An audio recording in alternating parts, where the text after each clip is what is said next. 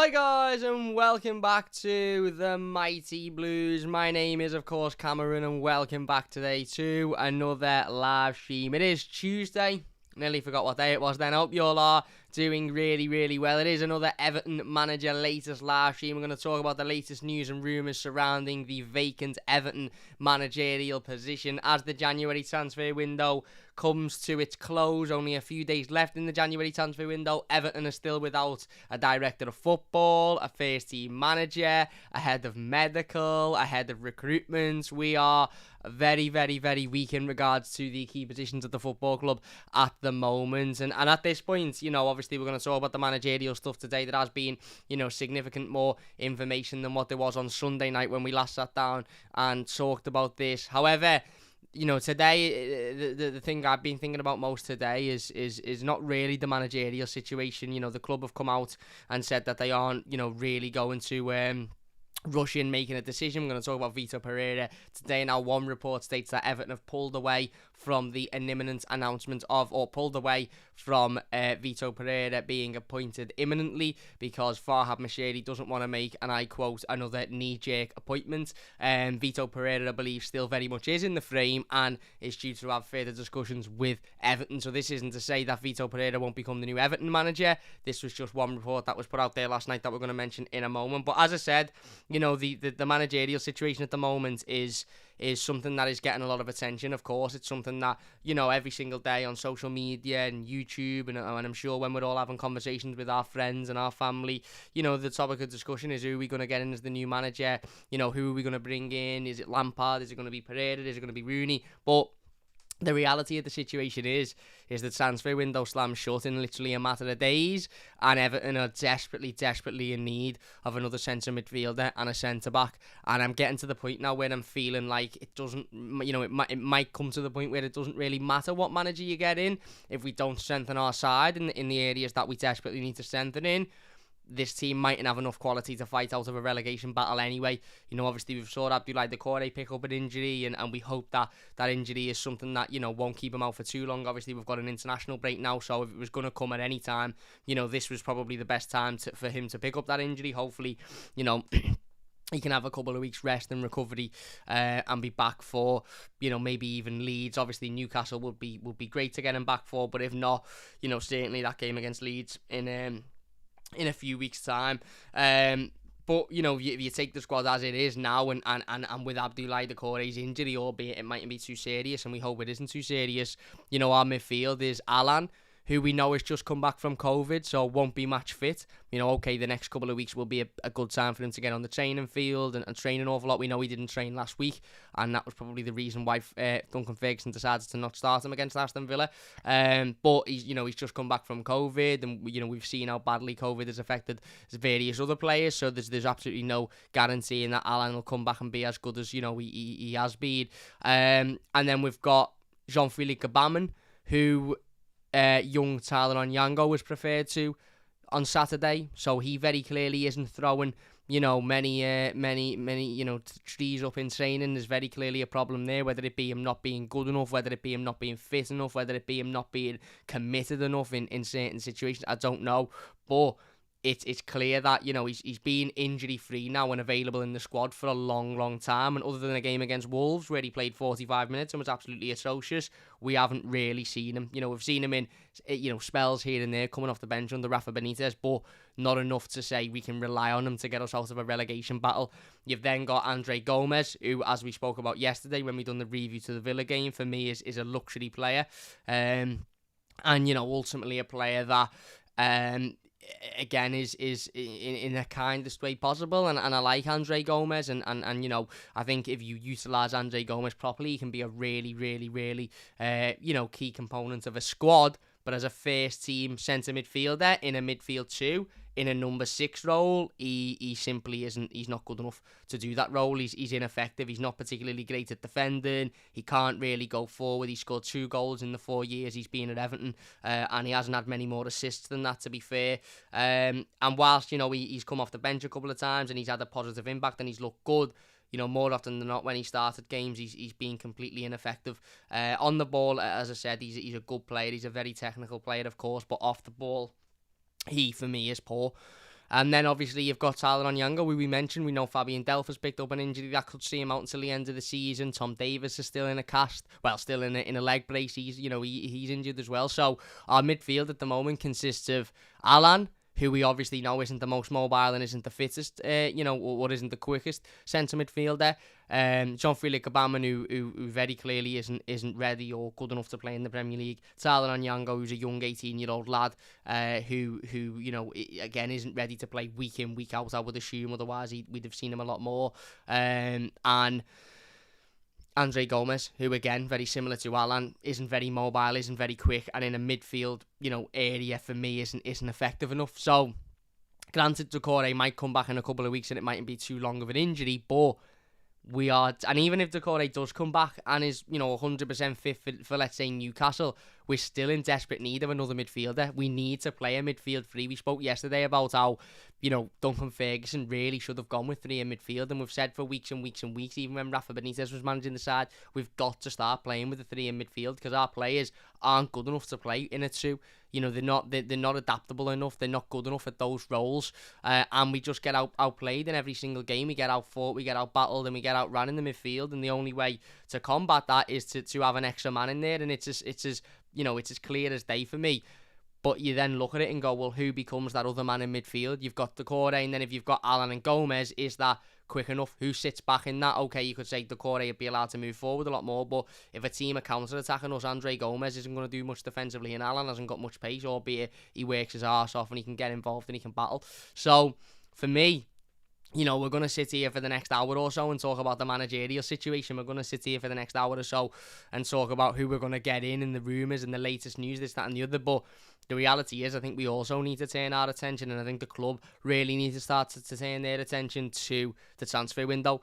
And if the club aren't going to have a manager in by, when does it shut? Does it shut on Sunday, Monday?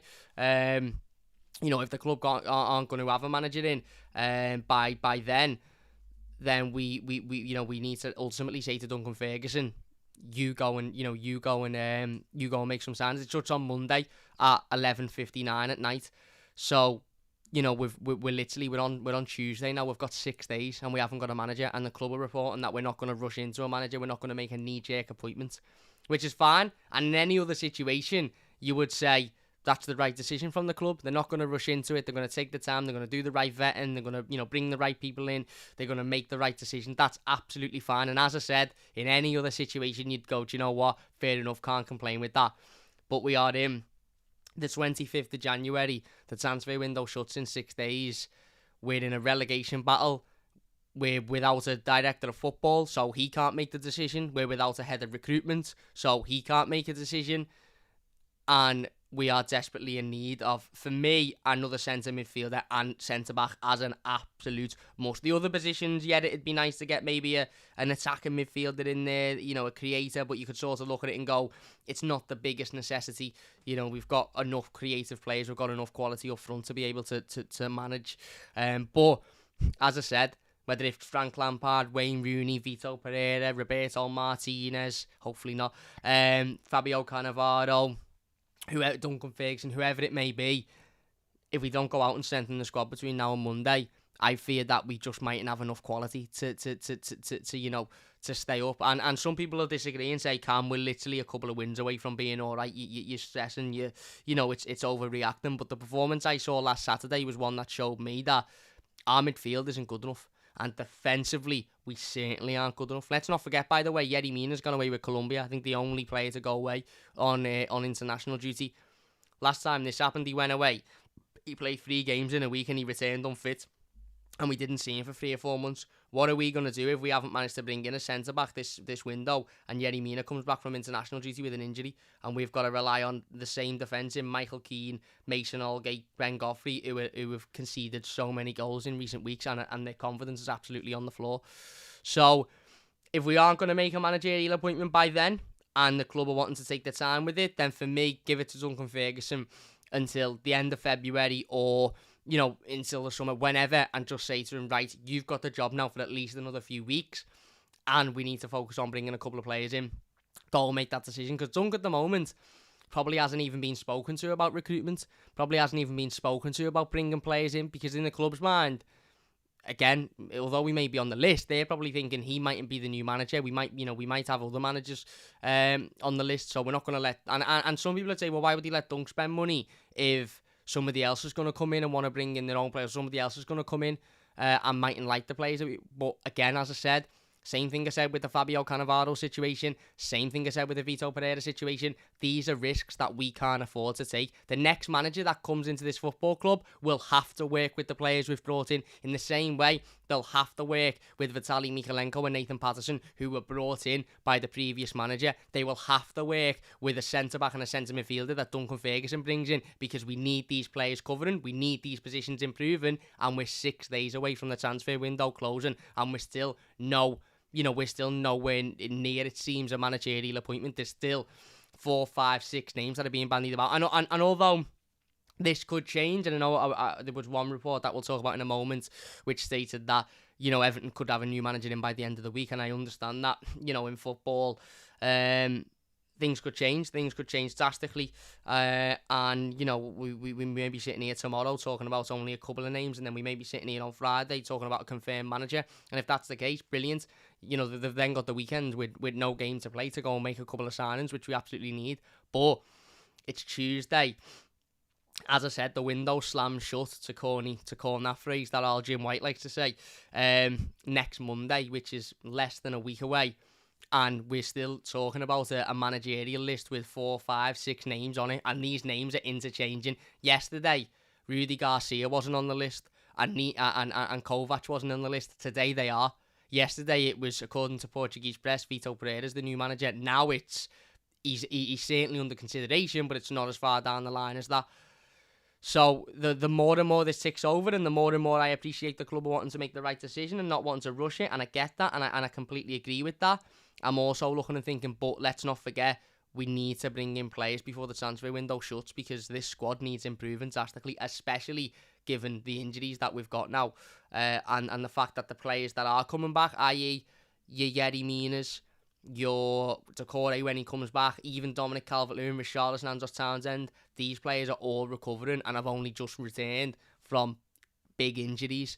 And, as I said, for me, I don't want to be in a situation where we're looking thinking no matter what manager we bring in, we haven't recruited in the right areas, and we're going to really, really struggle here anyway. Because for me, a centre midfielder is an absolute must. And I know some people will say, well, why would you give it to Duncan? He's got no experience of signing players.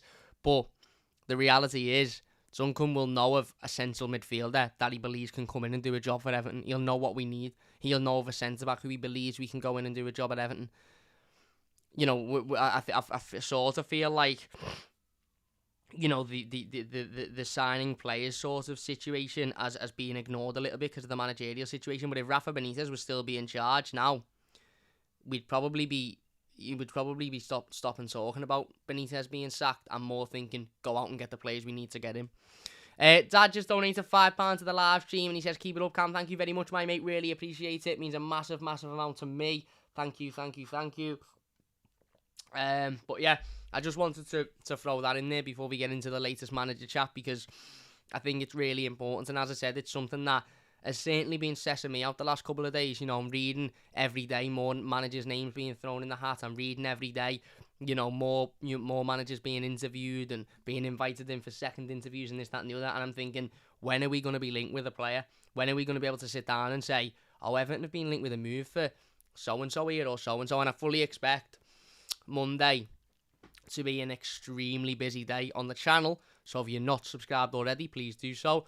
And with Everton in general, I expect to be sitting here talking about 300 different players, because I think it'll get to that point where the club goes, shit, we need to start bringing players in here. And we might be able to do that. We might be able to get a couple of loans on the go. We might be able to get a couple of players in on deadline day, which would be good. But yeah, it's worrying me. Chris says, sorry, I meant Tango on Dembele. We have been... Chris says, is the Tottenham midfielder we've been linked with any good? We have been linked with Tottenham midfielder Tanguy Ndombele and Ndombele. Bloody hell, that took me a while, didn't it? Who once out of Tottenham, it's believed. The biggest thing with that is, I would say, I think he's been heavily linked with the move to PSG at the moment, which is pretty much a non-brainer to him, isn't it? Is he going to go to a side that, are comfortable in the French league and play next to Lionel Messi, or is he going to come to a side that are fighting relegation in Everton? His attitude has been questioned before. There's absolutely no doubt in his talent. He's a very, very good player. I think he's more of sort of a... Again, he can play in that midfield as a holder, but he's physical, he's big, he can battle, and he could come in and do a good job. But... as I said, that's just a rumour at the moment, and with 6 days to go, we can't just be having rumours. We need players in. Anyway, then, we will be getting in the live comments as the channel, as the stream goes on. So do get your live comments in, and we'll be getting involved with as many of them as we possibly can. If you are enjoying the live stream, please do hit that like button. It does only take a second, and if you're new, don't forget to subscribe. That would mean an absolutely massive amount to me. Dennis says Kovač has been on the list. What are you talking about? Kovač has been on the list, yeah, you're right, but was on the list for literally about 20 minutes, about 4 days ago, and then disappeared off the list. Now it's back on. Now you've got Rudy Garcia, who's new onto the list. And again, okay, albeit the same names are propping up your Vito Pereiras. Vito Pereira 3 days ago wasn't on the list. On Sunday we sat down and talked about Vito Pereira. That was the first we'd heard of that. This time last week we were talking about Fabio Cannavaro. Now he all of a sudden doesn't seem to be there. So, anyway, let's, Semi says, hi Cam, hi mate. Let's get into the latest rumours then, and then we will obviously be getting into the live comments. So get your comments in if you are enjoying. Don't forget to hit that subscribe button as well. So David Maddock of the Mirror at about 10:30 last night, 20 past 10 last night, released about 4 or 5 different bits of information. I think it was in one article regarding Everton. And it's certainly interesting to talk about. So he said that Everton have pulled back from the imminent appointment of Vito Pereira after Farhad Moshiri has been persuaded not to make another knee-jerk decision. He then went on to say Farhad Moshiri and Alisher Usmanov met with Vito Pereira in Monaco. He also said Niko, Kovač, obviously former Bayern Munich manager, and Rudy Garcia will both be invited to make presentations for the Everton manager's job. He said that talks between Everton and the Belgium FA continued last week over an agreement with Roberto Martinez. There will be one last contact before any appointment is made. And then he went on to say Frank Lampard has already been interviewed for the Everton manager's job, but could be invited to speak to Alisher Usmanov and Farhad Moshiri. Well, if Frank Lampard, what I would say about that is if Frank Lampard has been interviewed for the Everton manager's job and is now going to be invited or could be invited to speak to Farhad Moshiri and Alisher Usmanov, who interviewed him? Because we've got no director of football. We've got no head of recruitment. We've got no... was it Bill Kenwright who interviewed him, who supposedly not got, a position of power within the club, or certainly shouldn't have because he owns very little of the club now? Was it Denise Barrett-Baxendale who interviewed him? Were these people capable of interviewing people for the new manager? Was it Farhad Moshiri and the article's just thinking that they're going to meet him again? I don't know. But anyway...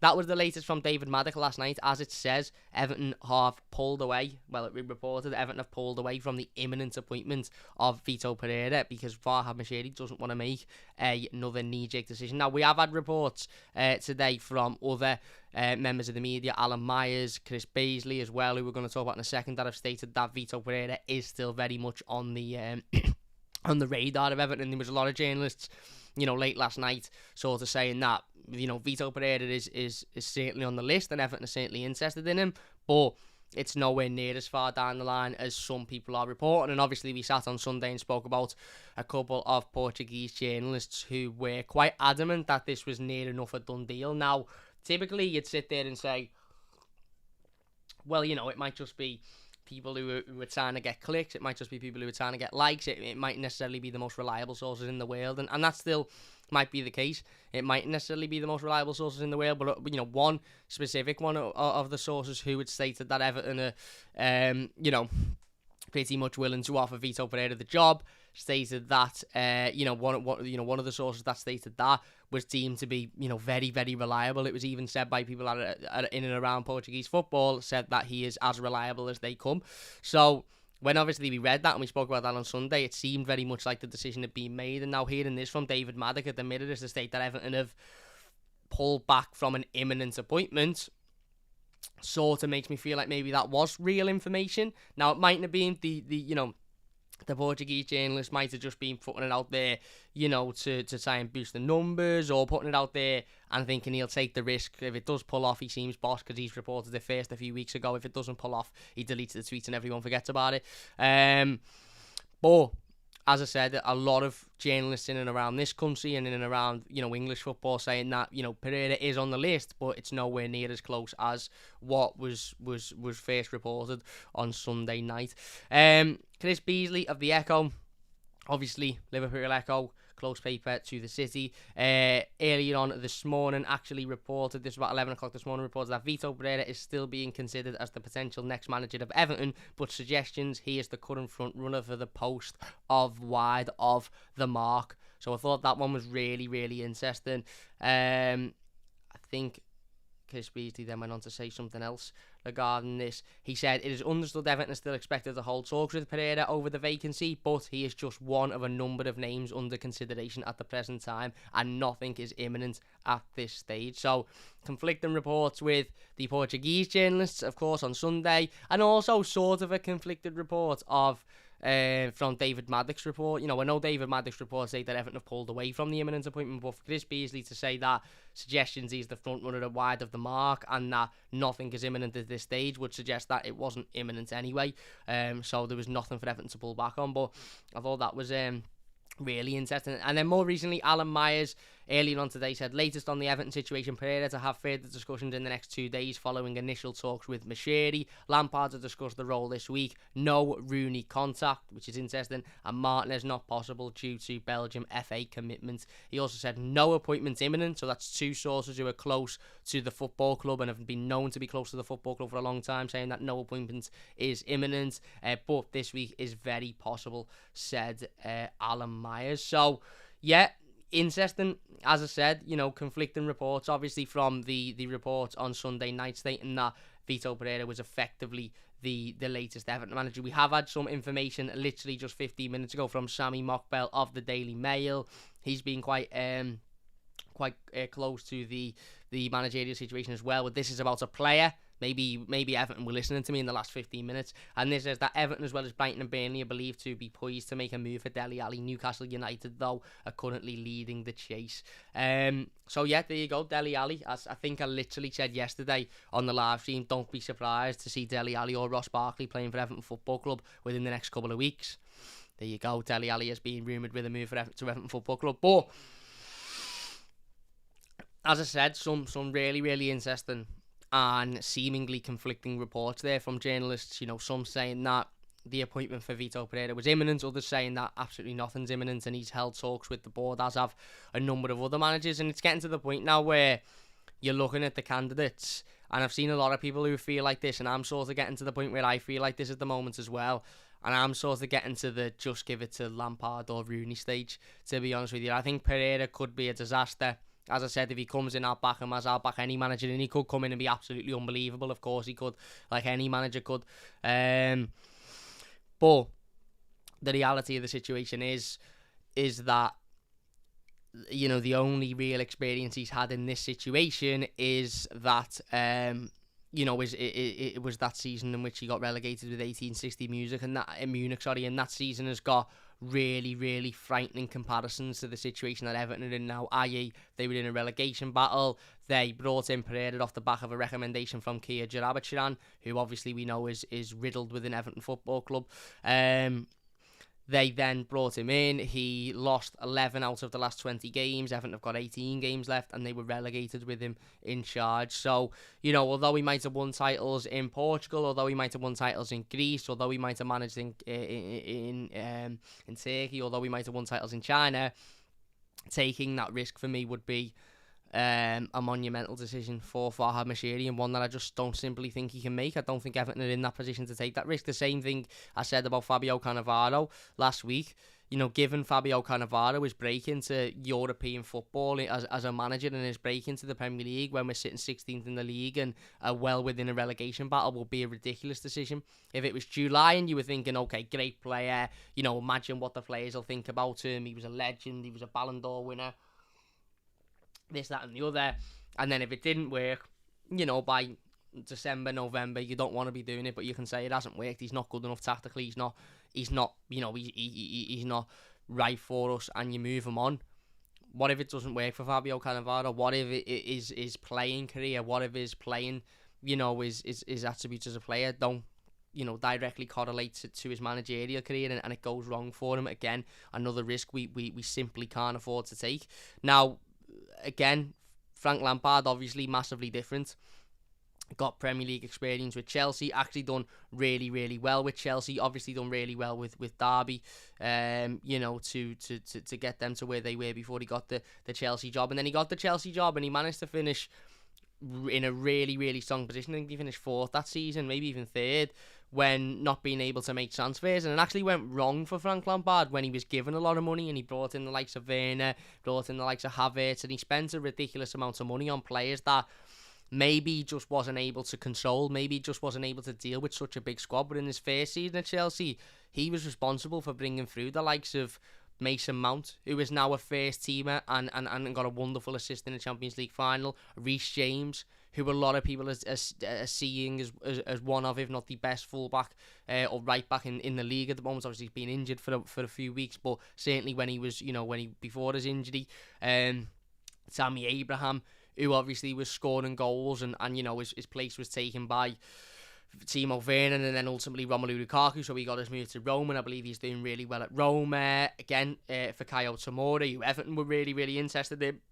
Again, wasn't quite getting his opportunity, got his move into Italy, and I believe he's doing really well there as well. So, Frank Lampard has got a brief history, albeit, but a history of being able to bring young players in and work with, I'm going to say limited sort of resources, bearing in mind Chelsea's academy has got about 700 players in, and I think they loan out about 420 players a season, so it's not limited resources, obviously, but what I mean by that is he wasn't able to spend. He was under an FFP cap because of Chelsea spending, and he dealt with it by bringing through young players. He dealt with it by giving opportunities to players that may not necessarily have got an opportunity in your city, and you'd ask yourself to this day, had Frank Lampard not have been put in that situation and had the the relationship and ultimately the trust in those young players to bring them up, would Mason Mount be playing in the Premier League today for Chelsea? Would Reece James have got his breakthrough? Would, Tammy Abraham got his breakthrough? And in the same vein, you look at it and think, had he have been managing them today, and I'm not by any means having a go at Thomas Tuchel, because I think Thomas Tuchel's a wonderful manager, but, you look at it and think, had Frank Lampard have still been there, would Conor Gallagher be at Chelsea ripping it up there as he is at Crystal Palace? So, there's certainly positives about Frank Lampard. My biggest worry is me worry with every manager, and that is, can they deal with the pressure that is on this situation? Can they deal with being put into a situation where we just need wins, we just need results, we just need points on the board? Forget performances, forget scoring 4 or 5 goals, forget even keeping clean sheets at this point. I'm not asked. We can concede 3 as long as we score 4. We just need to win games of football. We just need to get the points on the board. Will he be able to deal with that pressure? He's obviously never had a situation like this where, where a team has been in such a bad way as a player or a manager. Again, as a manager, his worst was, being 7th, 8th in the league with Chelsea, something like that. Every single Evertonian would snatch your hand off to be anywhere near 7th or 8th in the league at the moment. So, can he deal with that?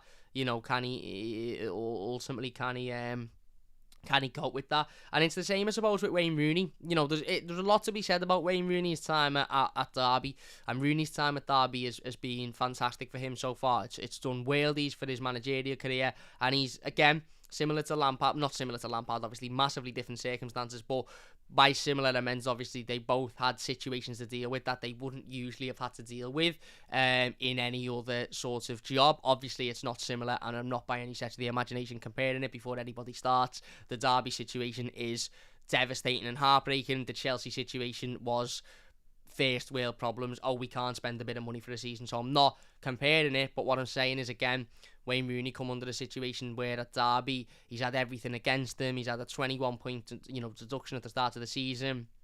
I think he started the season with 9 players, and he's managed to motivate this squad. He's managed to motivate these players. He spoke really, really well in interviews. He said things like, I want characters at this team. I don't want people that are going to just turn up and take a wage. I want people that are going to fight. A lot of Derby players and people at Derby speak very highly of him and say he's so inspirational. He gets the players up for it. He knows what it means. He's a great coach, this, that and the other. And obviously, he's doing an absolutely wonderful job there, and fair play to Wayne in doing that. Now, the big question is, could he come to Everton and do it?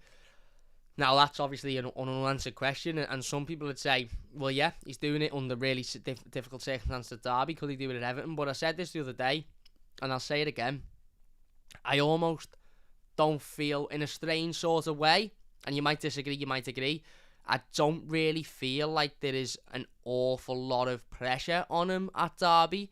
It's almost a situation where you're thinking, where Derby might be thinking, listen, we, at the start of the season, when we were deducted 21 points, we'd pretty much accepted our fate at that point. Anything, above going down in an embarrassing manner will be a positive. So Wayne Rooney's come in with very little expectation for the season, very little expectation for Derby and wherever they finish and however they perform, and he's doing a great job in those circumstances, and they're very much just taking not taking for granted exactly how well they're doing at the moment.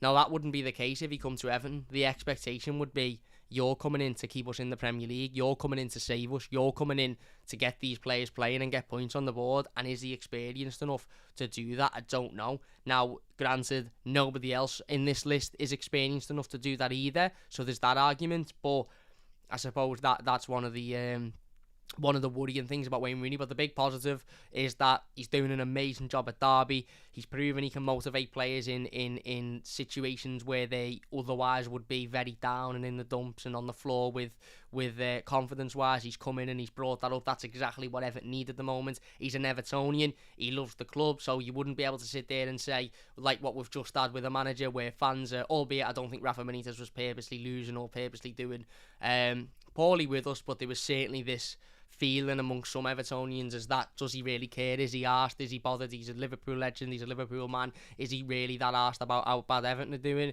There wouldn't be that with Wayne Rooney, because he's an Evertonian. He'd want what's best for the football club. And obviously he's a massively well-respected figure within football. It's Wayne Rooney, for me, best English player ever to have lived, top English goal scorer. At the pomp of his career, he played at the best Manchester United side and won everything there is to win. Yes, he's had, a questionable past in terms of some of the off-the-field decisions he's made in his life, but that was, a long, long time ago, and Wayne Rooney, hasn't been involved in any of that for a while, and could almost say, well, I've learned from my mistakes, I've matured, and I'm a different person. And as I said, who am I to tell him differently? The one thing I would say about Wayne Rooney is the fact that, again, as I said, we're now over a week, what has it been, 10 days, 9 days since Rafa Benitez has been sacked, and Wayne Rooney's name was thrown in the hat on day one. Wayne Rooney's name was discussed by fans and by the media on the first day of looking for a new manager. We're now 9 days in, or 10 days in later, and there's still no contact being made with Wayne Rooney. Now, I appreciate there was a rumour a couple of days ago as to state that I think Rooney himself said that he'd be, he's very proud to be in this discussion being an Evertonian, but if Everton were wanting to speak to him, they would have to go through the Derby, administration team and stuff like that, and maybe that's why Everton haven't made that, contact yet, or maybe Everton just haven't got round to it. They're waiting for, to hear from Lampard and Pereira, but considering Pereira's name wasn't even in the discussion 9 days ago and Wayne Rooney's was, and Pereira seemingly has been interviewed and spoken to the owner and has been gone from an appointment that was imminent to pull back because we don't want to make a knee-jerk appointment, and Wayne Rooney hasn't even been spoken to, would maybe suggest that there's something else in that Wayne Rooney situation that maybe isn't going to work, whether it be the amount of money that Derby would want for him, or Derby might just simply be saying, no, let's be honest.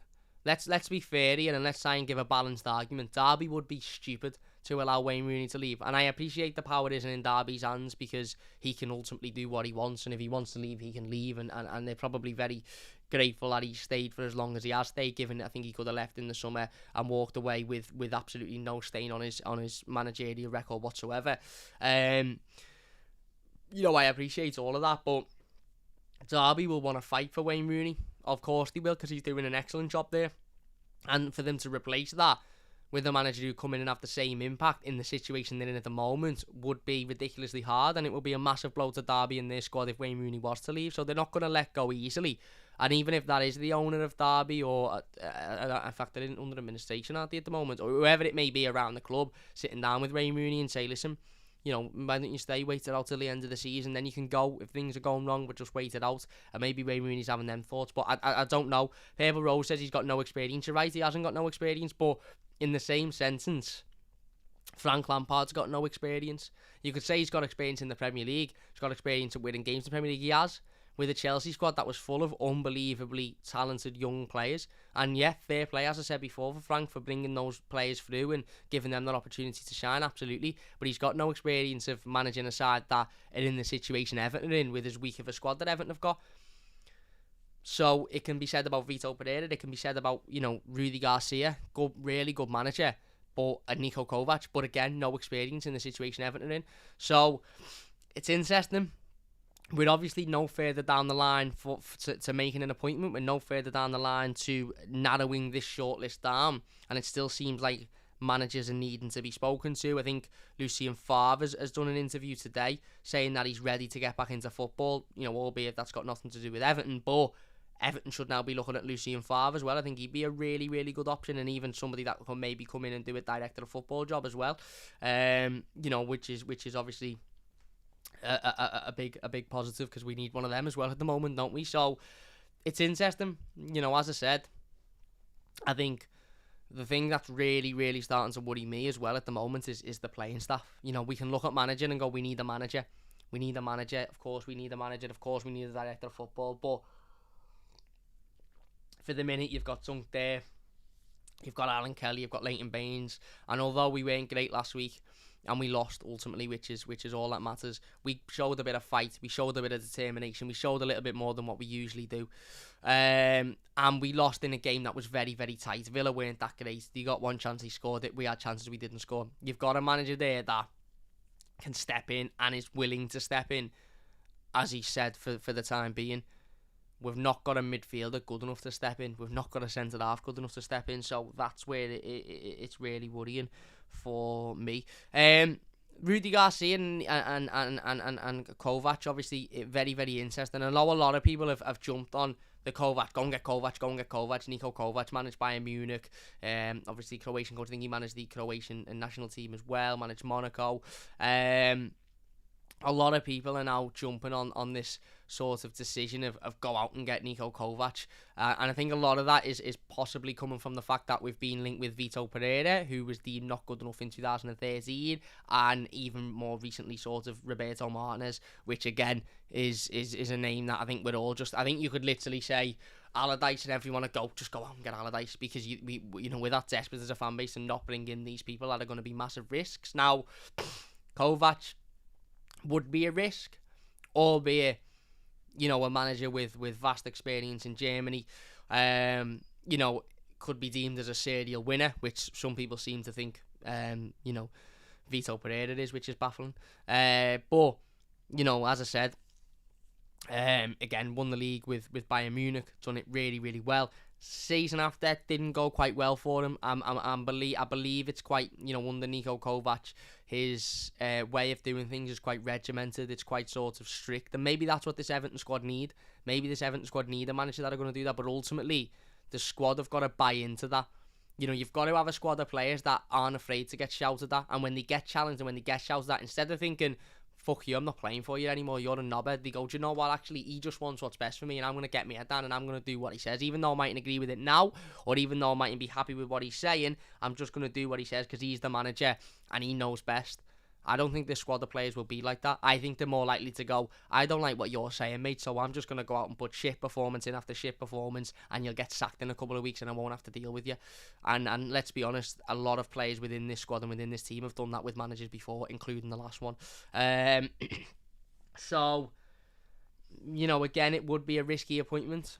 Very little experience. In fact, I don't think he's got any experience in this type of situation that Everton are in, which is, it's important. It is important, because it's one thing managing at Bayern Munich, who were unbelievable and one of the best teams in the world, and win the league with them, which most managers would do because they win the league almost every year. It's another thing coming in and managing a side that are on their arse in a relegation battle with very little quality in the side and in need of a lift. Two completely different things. And, again, I think he famously fell out with Thomas Müller, who was a Bayern Munich legend, Bayern Munich fan through and through, and he famously had a weird sort of falling out with him and completely moved them out the team, which led to a lot of Bayern Munich fans and players at the time, I think, sort of thinking, well, what's happened there? Why is Thomas Müller being all of a sudden taken out the team? I don't understand it. No doubt in that, he's a great manager. Of course, he is. He's won league titles, and obviously, depending on the type of player, I think some players would work brilliantly under Niko Kovač. I think other players wouldn't work at all because of his way of doing things. But given our other options, he is a much better option than Roberto Martinez and Vitor Pereira, because at least he's got that experience of winning, titles and managing a big side and not understanding that pressure. Now Rudy Garcia is interesting as well, because it's an interesting pick. Again, good manager, really really good manager.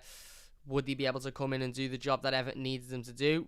I don't know. Let's have a look at Niko Kovac's profile for a moment. So he won 1 Bundesliga whilst at Germany. He won 2 German Cups and he won 1 German Super Cup. His average term as a coach is 1.58 years. His preferred formation, this is all according to Transfer Market, by the way. So again, as accurate as relevant, but maybe not the most accurate. His preferred formation is 4-4-2. Which is interesting. He's without a club currently. His last job was Monaco. He left on January the 1st this year. He left Monaco, actually, which is interesting. This season, he's played 19 games in League 1, won 8, drawn 5, lost 6, 29 points, 1.5 points per match. Europa League, he's played 3, drawn 3, lost none. In the Champions League qualifying, he played 4, won 2, drawn 1, lost 1. And in the Coupe de France, he's played 1 game and they won. So overall, for Monaco at the minute, 114, drawn 9, lost 7, 51 points. Obviously, albeit in different competitions. I'm not too sure why he left Monaco. Does anybody know? He joined them in July 2020. Managed 74 matches and had an average of 1.95 points per game. Obviously, he was at Bayern from July 2018 to November 2019. Matches 65, 2.26 points per game. Again, as I said, really, really good first season winning the league, and then it went a little bit sour for him, I believe, after that. So, yeah, again, interesting stats. Certainly not the worst stats by any stretch of the imagination. Let's have a look at Rudy Garcia and some of his stats. Obviously, French manager, and most recently coached Lyon in League 1. Let's have a little look at his manager profile. Getting all these stats from Transfer Market, by the way, if you're interested. If you are watching, by the way, and you're enjoying, please hit that like button. It does only take a second, and it means a massive amount to me. 170 odd people watching. That's absolutely amazing. If you could get the likes up, that would be perfect as well. If you're new and you're enjoying, don't forget to subscribe. That would be absolutely fantastic as well. Jimmy says Happy New Year. I keep forgetting to change that. People are genuinely really pissed off at the fact that it says Happy New Year. I'll have it changed by tomorrow, but it's not something to get dead frustrated about. I just haven't changed the thing. Rudy Garcia, as I said, most recently with Lyon, left in May the 24th, 2021.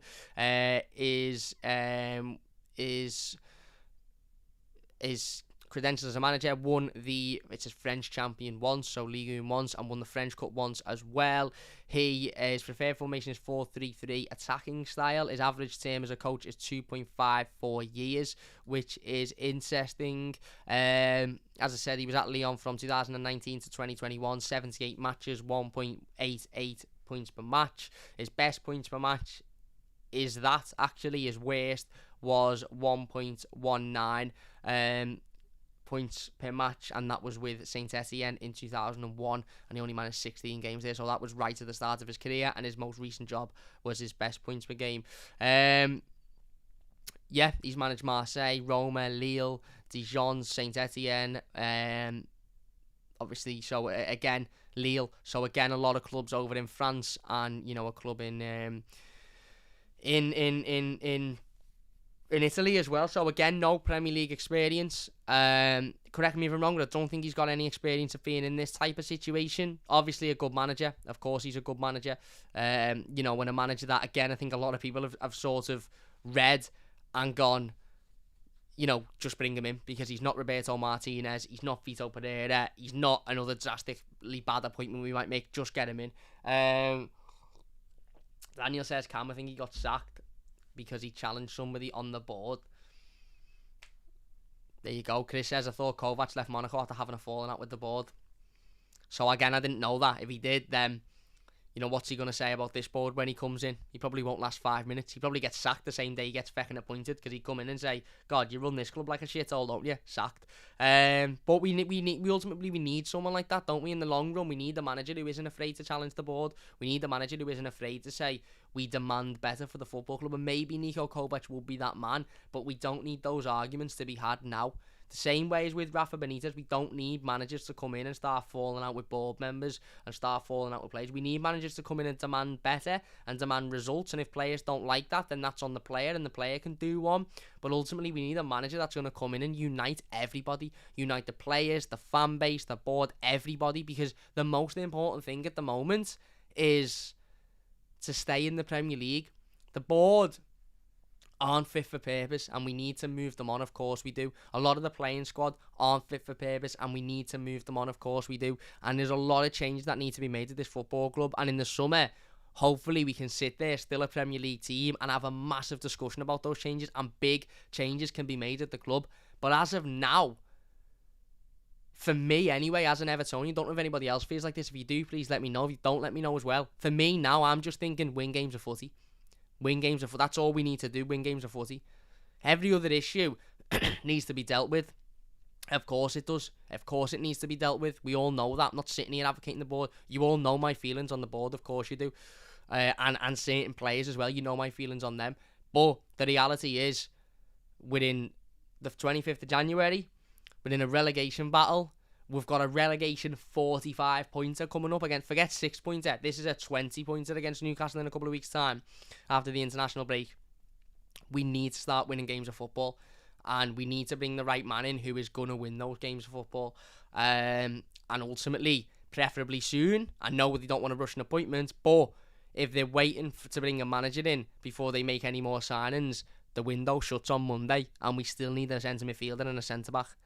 So we need to just start winning games. In fact, again, the board are a massive issue. We know that, and that's something that, if things do start to go right and we do stay up and things do brighten, which I hope they do, then that's something we still need to persist with. That's something we still need to remember, is this board aren't good enough. We still need to remember that a lot of these players aren't good enough. But for now, for me anyway, I can't look past the worry of will we be playing Championship football next season, because I'm genuinely starting to convince myself that we'll go down. So I'm just thinking we need to win games of football. That's the most important thing. Ultimately, and I don't think if any Evertonian is out there saying winning games of football isn't the most important thing, then A, you're wrong, and B, I'd question your loyalty to this football club. Because at this current moment, if we were safe, if we had the 40 points, if we weren't doing very well, if we were safe but we weren't doing very well, but there was no chance of us going down, you would say, well, okay, yeah, focus on the other issues at the football club, focus on the ball, focus on the players. But we're not safe. We just need to focus on winning games at the moment. As a fan base, we need to get behind the team. We need to get behind the players, and we need to get behind whoever the new manager is. Because ultimately, with this squad of players has proven before that without the fans behind them, they're a shambles. They proved it literally last season under Carlo Ancelotti. Every home game was a disgrace because he didn't have the fans behind them. Yet the fans come back. Arsenal, the atmosphere was great, we won. Every time the atmosphere is booming and great at Goodison, we win, or we're competitive, or we're getting points out. These players need the fans. Don't let it the bullshit that some people might tell you of, they can perform without the fans. It's nonsense. Won one away game all season against Brighton. One away game all season. these players, and we haven't won many fucking home games to be fair, but these players need the fans. And they need us now more than any. Whether we love them, whether we don't like them, whether we think they're not good enough, whether we don't like the manager, we think he's not good enough, whether we don't like the board and we think it's not fit for purpose, these players need us to scream our heads off. And if we scream our heads off for 90 minutes and we give it everything and we lose, then you can sit at the end of the game and talk about the board and it, because you've backed the players, we've backed the team, we've backed, it's not about when, if we go to Goodison next week and we make Goodison an absolute bear pit for Brentford, and then obviously for Leeds the week after, that's not advocating the board are doing a good job. And the board might sit there and go, this is great, everything's alright, everyone's happy, look at the atmosphere. But then that's when you start going, no, that's not for you. You still are fucking incapable of running this football club and you all still need to go. That's for them players who need us to be behind them. And I've got no issue with protests against the board. I think it's right, and obviously there's ways to do it. And I know there's something that's going on Twitter at the moment, and I'm not going to lie, I'm not going to comment on it because not because I don't want to get involved or I'm sitting on the fence, but I've literally come home from work today, got me swimming gear, went back out, went swimming, come back home, had me tea, and I've done this live stream. So in between then, I've been on Twitter for 5 minutes and everything seems to have gone up in the air. So I'm not going to comment it, I'm not going to talk about it. As I said, I agree with fans having their voice heard. I agree with, the protests and the standing up against the board and the running of this football club, because we all want what's best for Everton. I get that. But all as I ask for any Evertonian that is in that stadium at Goodison Park next week and is at Newcastle on the Tuesday and is at, Leeds the week after, especially in the home games, for that 90 minutes, let's make it a fucking bear pit. Let's get behind these players. Let's get behind this manager, whoever it may be. Whether we love them or we don't love them, whether we agree with them or we don't, get behind the club. Because then at the end of the season, if we do go down, we can say, well, you know what? We got behind them. And I think if we do that, these players have proven time and time again that they give that extra 10%. They're much better when fans are behind them. Much better. I don't think anyone could disagree with that. So let's do that. You can then stay at the end of the game and do a sit-in, which obviously happened against, Villa, and again, fair play to all of those people that did that. You can then do, your various different ways of getting at the board. That's fine, absolutely fine. But for that 90 minutes, let's not be this is shit, we're shit. The board are a disgrace, this, that, and the other. Let's just get behind the players and get behind the team. Let us get into the live comments then before we do finish up, because I know there's loads of comments and a lot of people are wanting us to get in the comments. I can't even go to the top of the comments because there's been that many. So thank you all so much again. I really, really do appreciate all of the support. If you're watching the stream and you're enjoying, please hit that like button. It does only take a second. If you're new to the channel, don't forget to subscribe as well. Glenn says, swimming in a heated pool or outside swimming? It was swimming in a lifestyle centre. So it was I don't know if it was a heated pool or there was just a lot of people in there, but it wasn't an outdoor pool, mate, no. JT is right, but I understand, says Semi, or after dealing 3 Stonewall mortal wounds to them prior, says JT. Semi says still rather be a blue than a red, of course. Matty says, when the transfer window closes, can we still loan players after that? I don't think so, mate. I don't think so. Chris says, did you wait 30 minutes to have your tea after swimming? You could get the Benz. I didn't. I'm not gonna lie, mate. I got straight out the pool, straight changed, drove home, and just had me tea because I was starving. Vito has won trophies, to be fair. He has, but he's won trophies in leagues that are incompatible to the Premier League, and we're not in a situation to risk giving a manager that break in. Paul says, I'm working on the Newcastle game, gonna have to watch it with a Newcastle fan who is a service user of the company I work for. I'm a support worker. I feel like it's gonna be horrible night. He's right, mate. Like, smashing it for. I work in that industry as well, so my mum does and my dad does, so big respect. It will be a difficult night because Newcastle will look at Everton and think, yeah, this could be an easy 3 points, and we've got to avoid that. Saps are looking big there. Cam, have you been in the gym? Been boxing, mate. Been boxing. Says Joe. Remy says, you have changed, Cam. Can't get to the top of the comments. I know, yeah. I physically can't. It won't let me. Joe says, Ken Wright is outside the live buildings now with a toffee crisp in the left and Preno's, heck, I'll call him in the right. Like J. Jonah Jameson looking out the window. Jay Dunn says the club needs a reset top to bottom. It does, mate. And the summer is a perfect chance to do that. New board members, new chairman, new players, maybe even a new manager by that point, depending on how this manager does. But now, for now, we just, I'm not saying don't have a go at the board. I'm not saying don't discuss it. I'm not saying, because I've discussed it plenty of times over the last week, and I will continue to discuss it, and I'll continue to discuss Farhad Moshiri and his dreadful run of this football club, and I'll continue to discuss Bill Kenwright and his bullshit about us having us great times. But during those 90 minutes, I ain't thinking about any of that. I'm thinking about winning the game of football and these players fighting to win the game of football. Ketch says, Cam, say we go down, what would you reckon our chance of getting back in the Prem would be? Very, very slim, mate, very slim. Given our financial situation, very slim. Very, very slim. But that's just my opinion. Any Moise Keane updates? Says JT. I don't think we'll ever see Moise Keane back in an Everton shirt, to be honest with you. I think that one is one that we can forget. Anze Villas-Boas, not for me. Purple Rose, not for me. Will says we also need players as well, but who's going to bring them in? FFS. Exactly. It'll be Moshiri, won't it? If we sign anybody before we get a manager, it will be Moshiri, and history will tell you that is a very worrying thing to think about. Do you think Burnley will pick up points from their games in hand? I do, if I'm being honest with you. Really looking forward to seeing Patterson in the cup games, says JT. Yeah, he was brilliant last night for Everton under-23s. Really, really good assist for the Lewis Dobbin goal. Fantastic performance, and again, he's got his fitness up, got his game time up, and I'm sure we'll see him in that game against Brentford. Harvey Brown has become a member of the channel. Thank you very much, Harvey. Really, really do appreciate that. Thank you so much. Glenn has put the boxing gloves in. You know that, Glenn. Bradley says Lampard for me all day. Someone I think will bring through youth and get big names to Goodison whilst finding the gems from the Championship, hopefully. Let's hope so. Paul says, I agree, dude. Great support for the team. Thoughts on not a chance, mate? Not a chance, Joe. Not a chance. Bear says, what happened to Sergio Aurier? He cancelled his contract, didn't he? I don't know where he's gone now. Whammy says, that sounded like an Everton board member question. So when we get relegated into the Championship, will we still get to play in the... Yeah, spot on.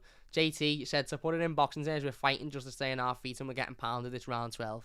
Yeah, pretty much. And we've got to get that, we've got to get that second wind. Love your work, mate. Keep your chin up, says Harvey. Thank you very much. What's your max bench? I've never bench pressed, Joe. I just get into boxing and knock people out. I don't really. I hit the bag and then get tired after 10 minutes, but there you go. Shh, keep it a secret. Hernandez says, if Patterson can whip a ball in like he did yesterday, he needs to start immediately. Spot on. Chris says, do we think the delay in getting a manager is the club wants a caretaker for the rest of the season, but the candidates want a lot? Maybe. That very much could be it. But again, I think what we're more likely to see is the club saying, well, we'll give you a job, and if it goes well in your contract, it can be an extension for a further year. For example, the report about the Vitor Pereira was that it was a 1-year contract, or a contract until the end of the season with an option to extend for a further year. I think we're more likely to see something like that. God, the comments are flying in here. And ESC Andy says, with Lampard, we may see Warrington, Ashley and Welsh integrated. If they're good enough, we might. Paul says, what do you think about Bill's comments on the weekend? Utter nonsense, if I'm being honest with you. Utter nonsense. But to be fair, to give Bill his due, he got out the car and he went and spoke to Evertonians, and he didn't have to do that, and he could have hid and he could have cowered away, but he didn't. He went and he faced it and he wanted to speak to us. And I think Bill Kenwright has got Everton's best interests at heart. I just don't think he's suitable of making decisions about a Premier League football club, if I'm being honest with you. I don't necessarily think it's through, bad intention. I think he's got good intentions. I just question his ability to make those good decisions, or those right decisions, should we say. JT says, and if we go down by knockout, we'll be very likely to turn into a history tragedy of Jerry Quarry proportions. We need to win, even if by decision. Yeah, the boxing talk's getting loads now, winning. I'm confused myself, mate. Moise Keane, that ship sank, says we're me. Yeah, SMC says season ticket holder 25 plus years. I honestly think we're going down. A lot of people do, mate, and that's the general feeling around the club at the minute. And that's why we've got to do everything we can to avoid that, isn't it? Jason says if we went down, they would all want to beat us and kick the you-know-what out of us. Yeah, welcome in, Harvey Brown. Purple says, where's the Moise money bill? Yeah.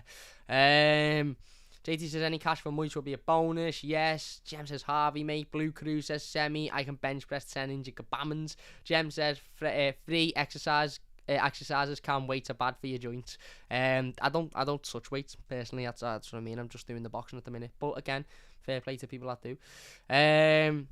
We already had a decent right back in the under-23s. You know that we don't have a right back. Yeah. Fark and Bang says, Garcia, mate, all day long. Leave Happy New Year up. Oh yeah. See, a lot of people are loving the Happy New Year, which is interesting. bad for your joints maybe, but can make gains without weights. Can't make gains without weights, Joe. How have we gone into a gym discussion? Alright, Cam, who do you think is the best centre-back partnership? At the moment, it's easy to say Godfrey and Mina because they're individually the two best centre-backs, but I actually think Mina and Keane have got a better partnership than Godfrey and Mina, if I'm being honest with you. Would you have Barkley or Ali? I think Ross Barkley would have more... determination to impress than Dele Alli would. But I think Dele Alli's maybe more reliable, so it's a tough one. Jem says, I agree about Kenwright. He's tried his best, but unfortunately, yeah. Get in, Cam. The only boxing I do is unboxing my Big Mac. Oh, they're bringing a chicken Big Mac out, aren't they, next week? Can't wait to eat that. Bring back Rafa. No. Joe says, who's your favourite boxer then? Cam Musek for me, lad. Probably... I like Usyk, to be fair. I like Lomachenko as well. No, I like Usyk. I do like Usyk. Eugene says, Everton need to sign Jesse Lingard. Jem says, you can make triceps, cross, thumbs up. Talking about thumb press-ups, if we could hit the thumbs up button, that'd be great. 170 people watching. 82, could we get to 100 before we finish? That'd be amazing. Chin uploads without lifting weights. Cam, would you take 70 million for DCL? Not now, I wouldn't, because we need them. But in the summer, if it would help the club move forward and he wants to leave, then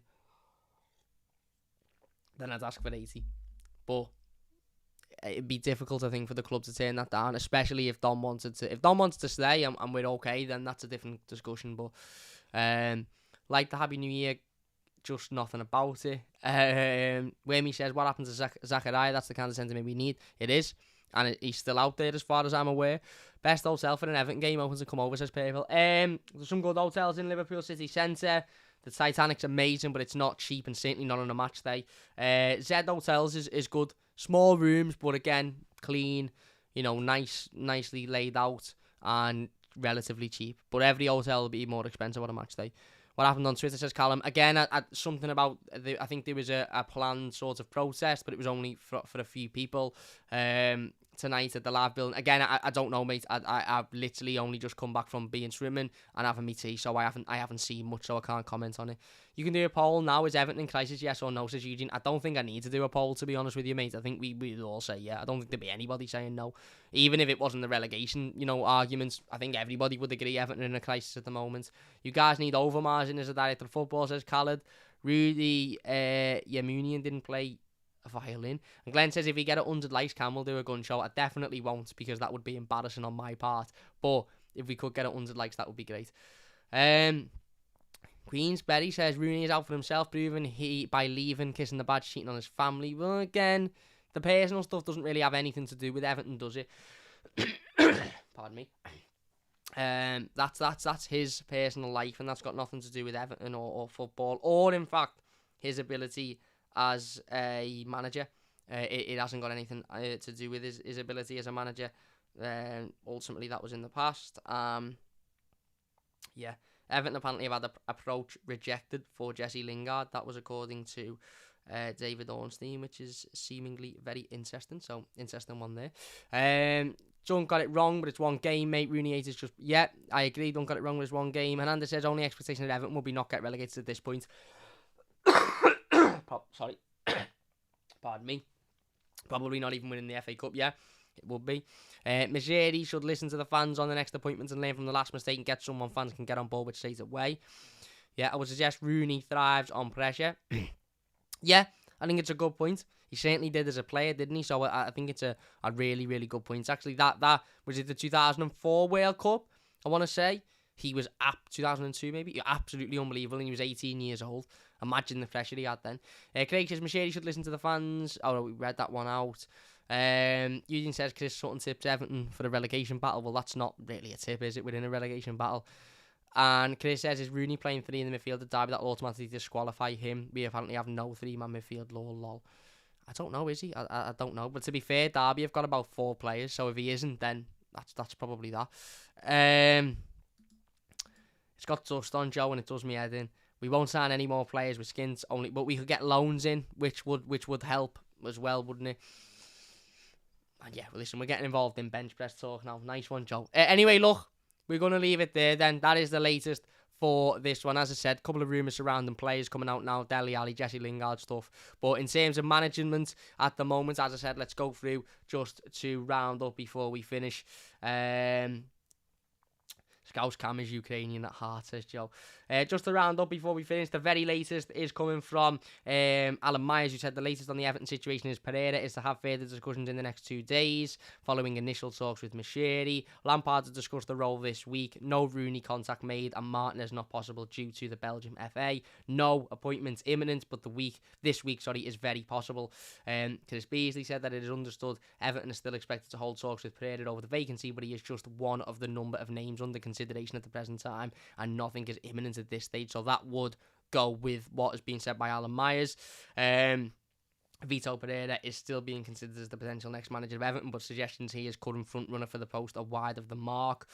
And then, as I said, last night, David Maddock of the Mirror said that Frank Lampard has already been interviewed for the Everton manager's job, but could be invited to speak to Alisher Usmanov and Farhad Mashiri. Talks between Everton and the Belgium FA continued last week over an agreement with Roberto Martinez. There will be one last contact before any appointment is made. That was obviously before Alan Myers come out and said there's no way for Martinez. And Maddock also said that Niko, Kovač and Rudy Garcia will be invited to make presentations for the Everton manager's job. So there you go. That is the latest on the managerial situation. Let us know your thoughts on it. If you watch live, massive thank you to everybody for watching. It would mean a massive amount to me if you could hit that like button. We've hit 100 likes, so thank you all so much. That is absolutely unbelievable. If you haven't already liked, then please do so. It would mean a great amount to me. We will be back tomorrow with another one of these live streams, so don't forget to join us. If you haven't already subscribed, please do so. It takes a second and it means a massive amount to me. And if you're watching a YouTube video, please do let me know your thoughts in the comments and we'll get involved with as many of them as we can. Once again, sorry I couldn't get involved with all of the live comments, but there's been absolutely loads of them, so thank you all so much. And I tried to get involved with as many of them as I possibly could. But anyway, big thanks for watching. Where are we? JT says Rooney would almost welcome a fight for his club.